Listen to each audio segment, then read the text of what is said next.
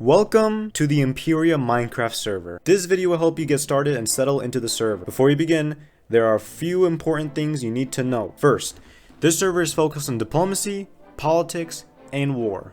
Everything that happens here is based on real player actions. There's no made up lore or self-insert storytelling like you may see on other servers. Stoneworks. Second, the server has detailed rules regarding nations and warfare. To fully understand how things work, I highly recommend reading the rules in the information channel on the Discord. Third, Imperiya runs on Minecraft 1.17.1 and has been active for over 3 years. While it's technically vanilla, we use multiple plugins that enhance the gameplay and make the experience more engaging. I'll talk about that later. Lastly, we maintain a strict zero tolerance policy against toxicity, degeneracy, and rule breaking. Now that you know the basic, let's get started. Imperiya is a 1.17.1 nation server that began in 2023. Since then, both political and technological progress have shaped its history. Most nations are now well developed, each with its own government system and unique characteristics.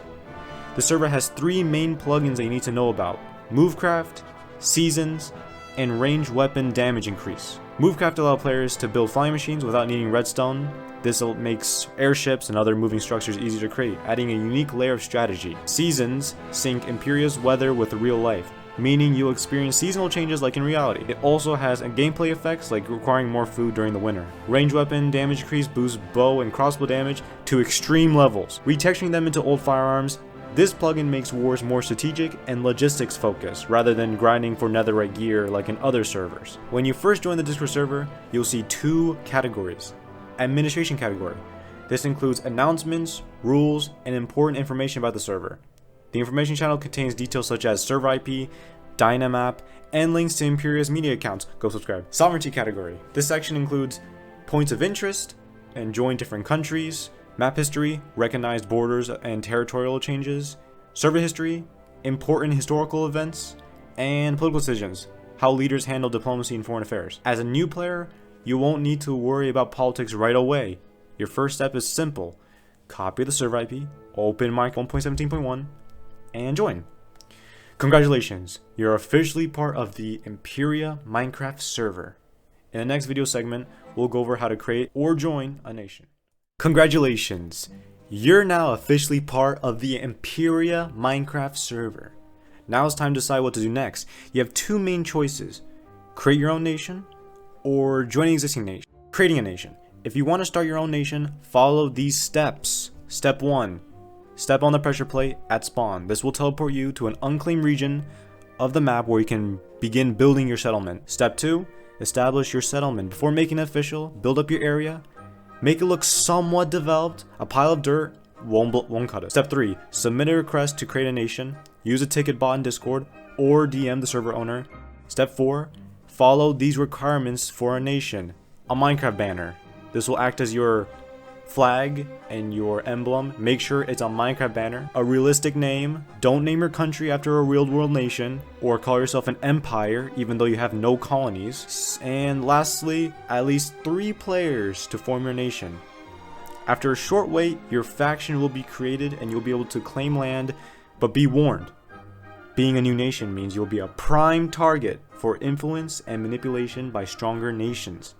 Stay cautious and build up wisely. Joining a nation. If you'd rather join an existing nation, follow these steps. Step 1. Check the point of interest channel on Discord. This section contains a list of active nations along with descriptions of their government, economy, and leadership.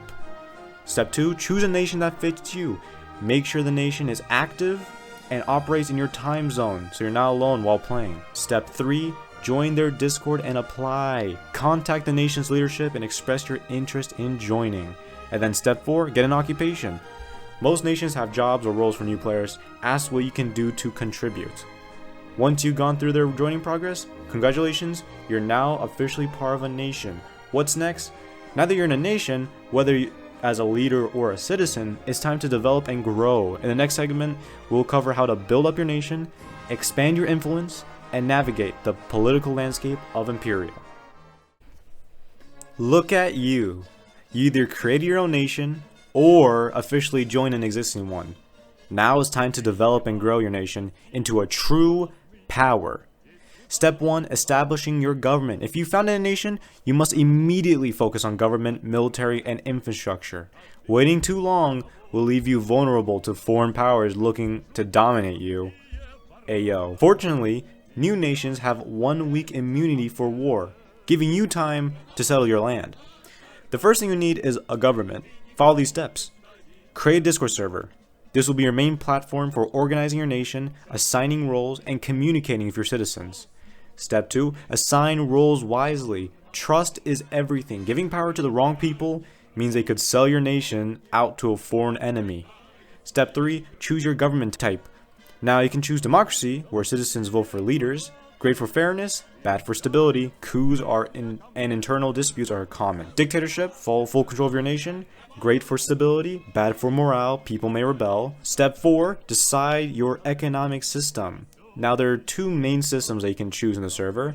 One being laborism, the government controls all resources and redistributes them to citizens. Or resourcism, citizens keep full control over their own resources. Choose wisely.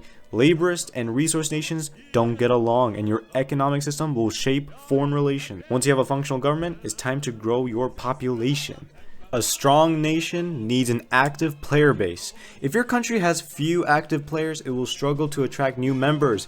The most successful nations have active leader in events, regular projects and activities keep people engaged, goals and vision, a clear purpose attracts more players, recruitment efforts use the enlistment channel or external methods like Reddit, Discord servers, or alliances of other nations to bring in more members. A nation without an active population is just a ghost town waiting to be taken over.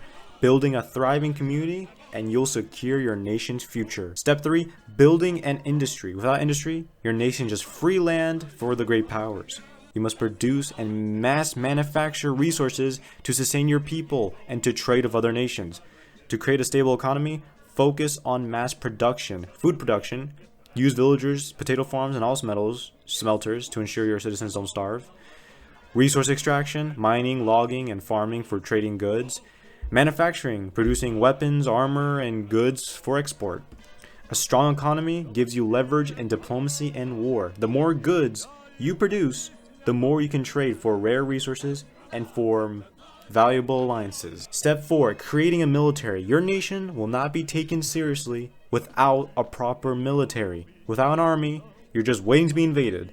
Here's how to build your army. Stockpile equipment. The server's war meta is about having enough supplies to resupply your soldiers after every battle. Recruit soldiers. You can either ask for volunteers or enforce conscription in desperate times.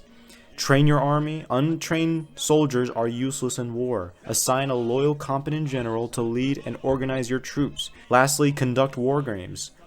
Training exercises use up supplies, but make your army more experienced and help generals understand tactics. The more organized and disciplined your army is, the better chance you have at expanding your borders. However, be careful. If your military becomes too powerful, your general might overthrow you. Keep them in check.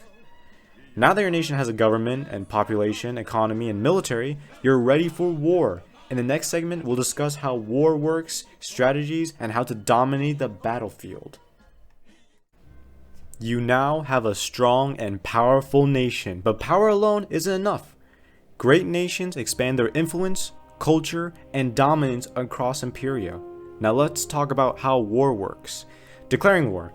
To declare war, go to the political decisions and make an announcement like @your nation declares war on @enemy nation.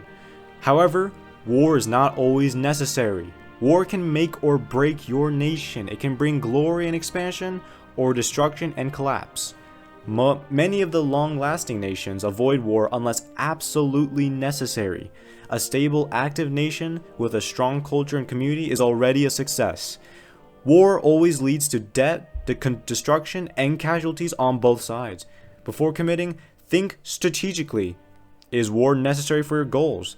Do you have the economy, manpower, and supplies to sustain a war? Can you achieve your objectives diplomatically instead? Once war is declared, there is a 24-hour truce before combat can begin. During this period, both governments can negotiate a time for war. If no agreement is reached, the moderation team will intervene to ensure fairness. Read the war rules in the information channel. Even if you win, breaking the rules will weaken your position during post-war negotiations.